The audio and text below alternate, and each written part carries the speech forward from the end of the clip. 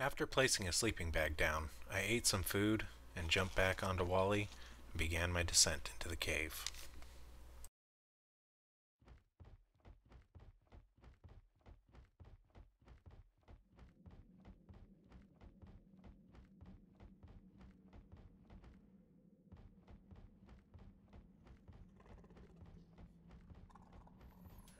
This time, I was ready for the heat. I felt like I was ready for anything this cave could throw at me. But honestly, what happened next, I feel like I couldn't have been ready for.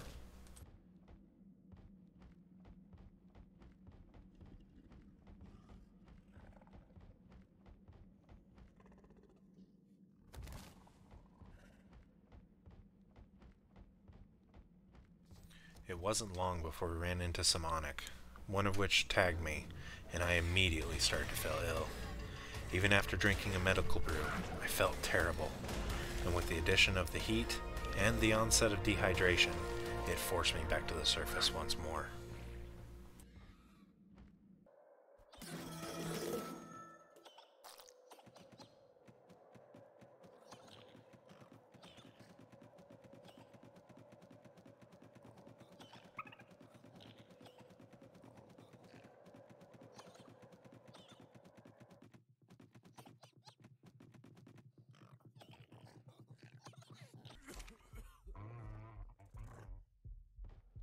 Once back on the surface, I knew I needed water, so I ran with Wally straight over to the ocean and took a big gulp.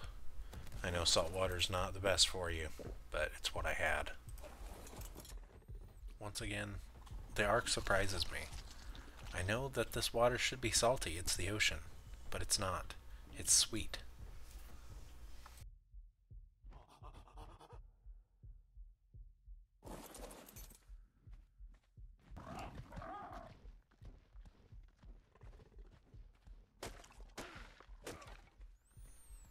Next, I think about Bojangles on my shoulder, and I figure I should not endanger him. So I quickly construct a couple extra tools and build a crude hut and place him safely inside. That should keep him hidden from most aggressive dinos.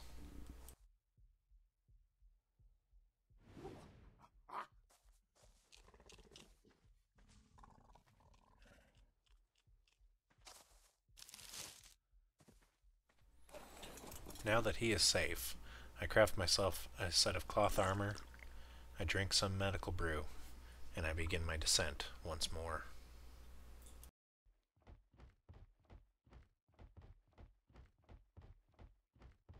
I immediately feel a difference. While the heat is still very hot, it's not as unbearable. This cloth armor breathes so much better than the hide, and I'm able to finally regulate my temperature a little bit.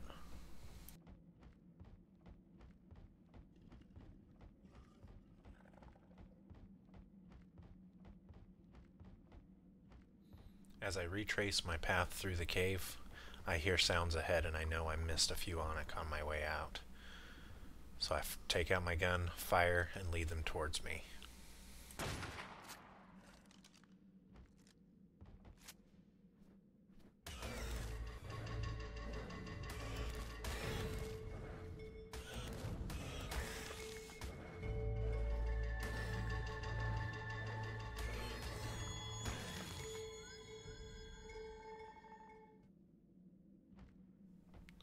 Wally takes a few steps back to prepare to jump, runs forward, and leaps.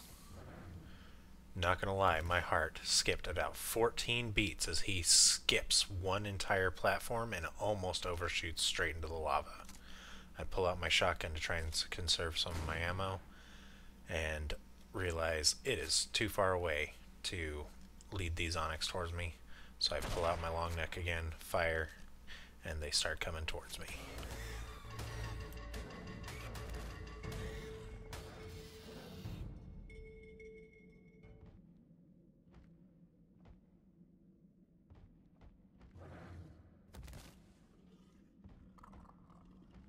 I definitely urge Wally to be a little more conservative in his jumps as we move forward and head into the next section with the next mob.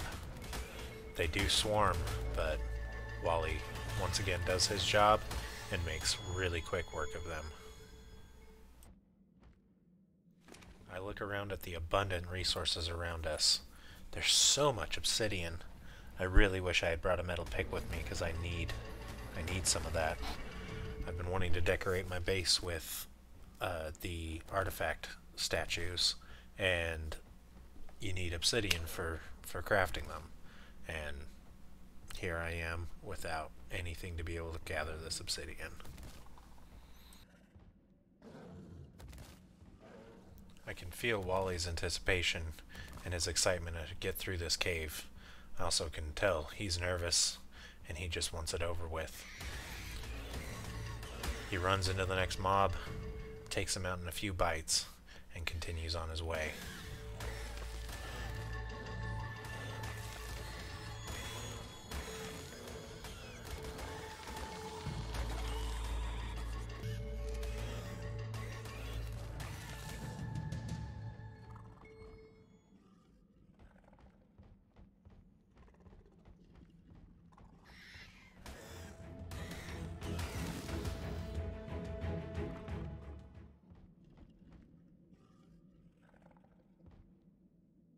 We reach a dead end in this cave and turn around.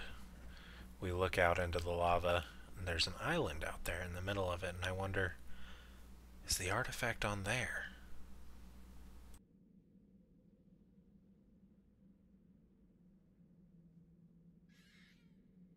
My contemplation is cut short by the screech of an Onyx. Wally still has work to do.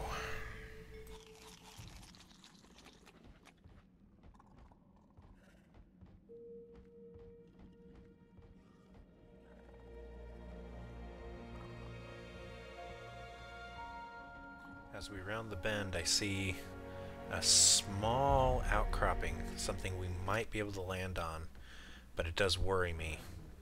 So I drop some of the stuff Wally was holding and leap forward.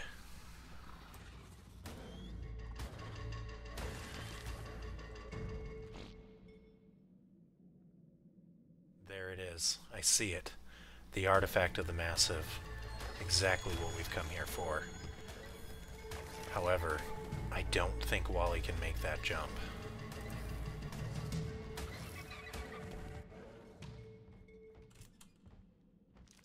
Megaloceros latticecoronum is a very skittish herbivore, found mostly in the forests and mountains of the island. Because of its large size, its fraught demeanor would be strange in any other place. But Megaloceros knows how fierce the predators of the island are, and that it is safer to flee from them than to risk its life in a fight. The antlers of Megaloceros are very large and make for an excellent source of keratin. This, of course, makes it a valuable resource. Unfortunately, hunting Megaloceros is not easy because of their quick speed and ability to bound over most obstacles. Megaloceros is a jack-of-all-trades creature, and many who ride it value its versatility. It is decently powerful, and its resilience, speed, and ability to jump often come in handy. Finally, the male Megaloceros charging horn attack tends to cause targets to bleed, decreasing their health, stamina, and speed until healed.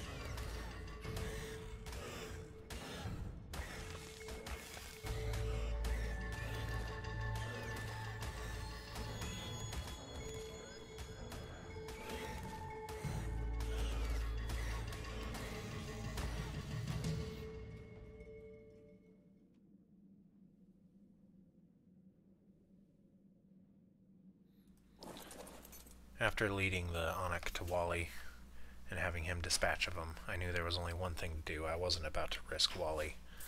So I pulled out my crossbow, took the first shot, and missed with the grappling hook, reeled it back in, fired again, and hooked. I headed over to the island. There I was greeted with the spider that had been close by. After some maneuvering, I realized I was about to scorch myself in that lava.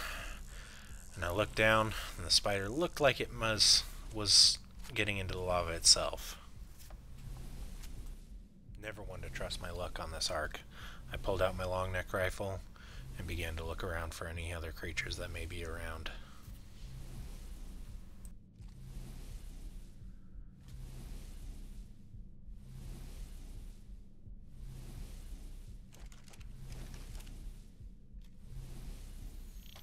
I began to lower myself back down, looked around a little more, saw that there will be solid ground under my feet, and lowered myself fully to the ground.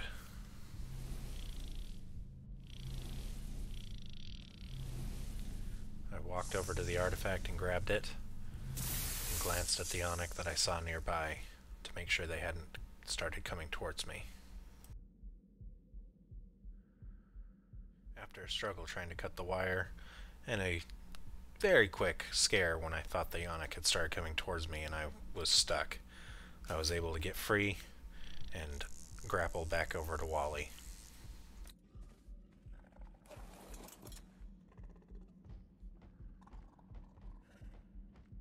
Once reunited, I remounted Wally and we started going. I did feel a little bit of disappointment as I hadn't seen any cave drops at this point.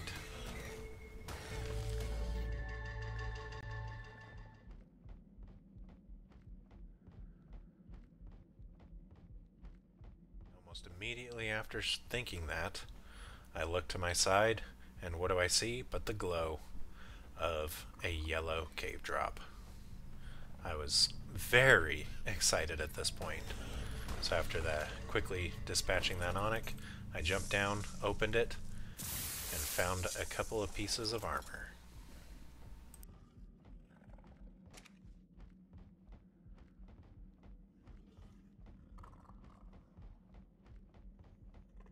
Wally and I began our trek back to the entrance. I had a little bit of trouble getting through some places. I really didn't want to make that jump.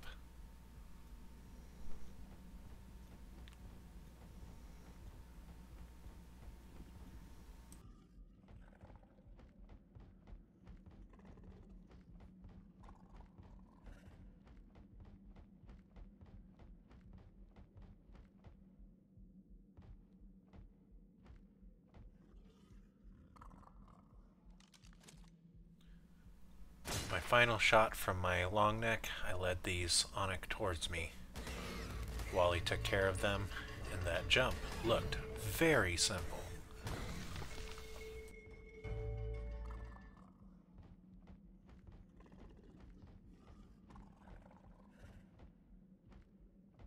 Boy, was I wrong.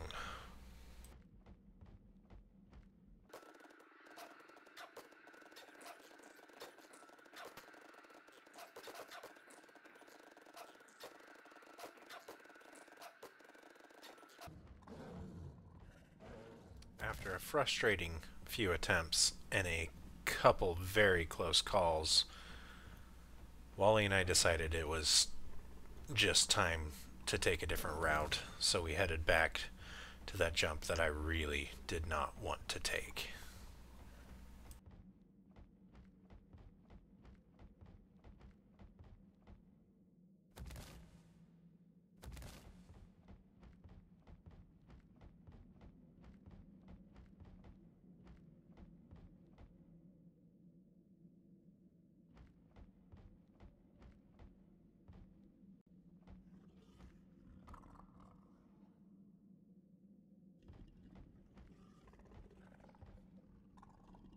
Crossing my fingers and clenching my butt cheeks, I urged Wally forward to take the jump, and he did.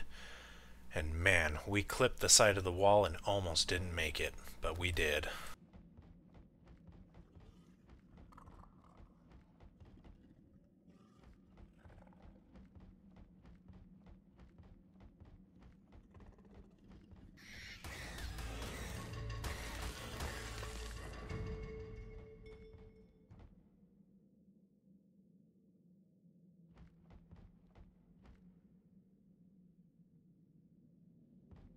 Feeling thoroughly lost. I'm kind of glancing around, looking at everything, trying to find anything that looks familiar. However, there's so many things in this cave that just look similar. And I feel like I'm going the right way when I find this spot. And I say, oh, yes, this is the way. So I glance back at the cave one last time, and Wally and I run for the exit.